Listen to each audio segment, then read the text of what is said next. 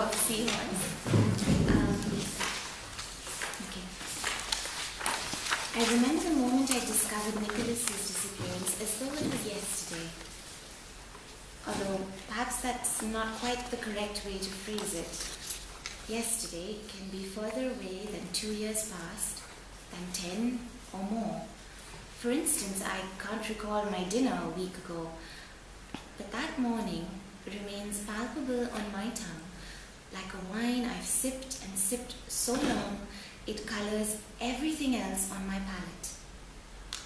It was June, but early enough in the day for the air to still be mild, the sunshine glimmering around the edges, warning of the heat to come. I'd arrived at the New Delhi railway station at dawn, hurried back to my room in the north of the city in a taxi, and after only a quick shower to wash away the grime of a 2-day train journey, I headed to the bungalow on Rajpur Road.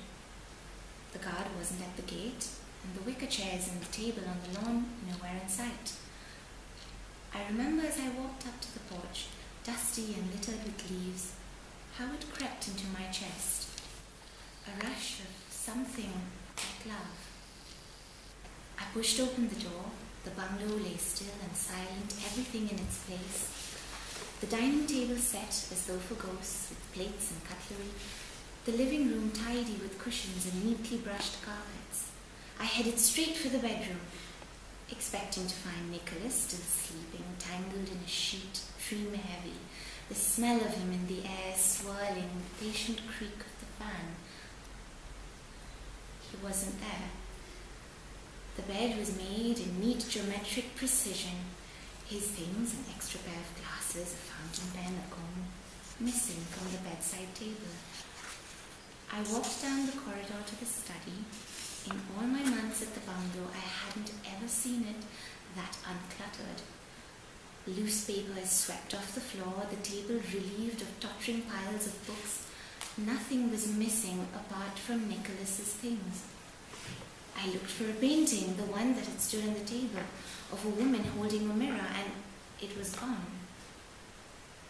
Only when I reached the veranda did something splinter, and it rushed in, the fear that had been waiting in the wings.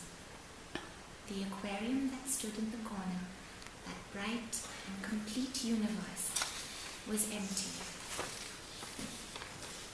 Nicholas disappeared in the summer of 1998 when I was 21 and in my final year at university. Although perhaps I need to rephrase that as well. He didn't disappear. He left. But who's to say they're not the same? At first I searched wildly for a note, some sort of written explanation, taped to mirrors or doors or walls, weighed by books or bric-a-brac so it wouldn't blow away.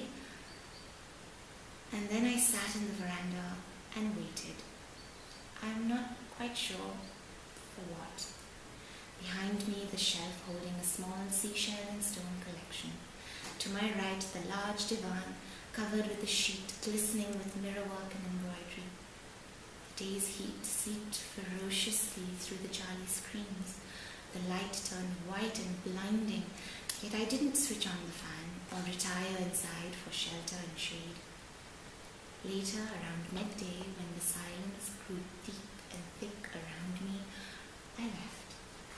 I took the long way round, back to my room in a student residence hall in Delhi University, along the main road, willing the noise and traffic to somehow jolt me back to life.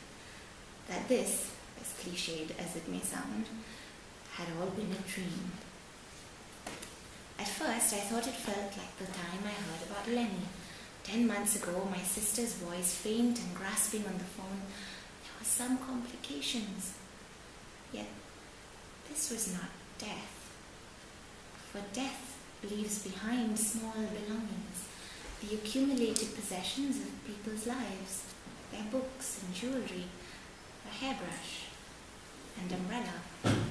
Lenny had been my friend. I had his letters, his VHS tapes, his cassettes, and folded away in the recesses of my cupboard back home, his faded leather jacket.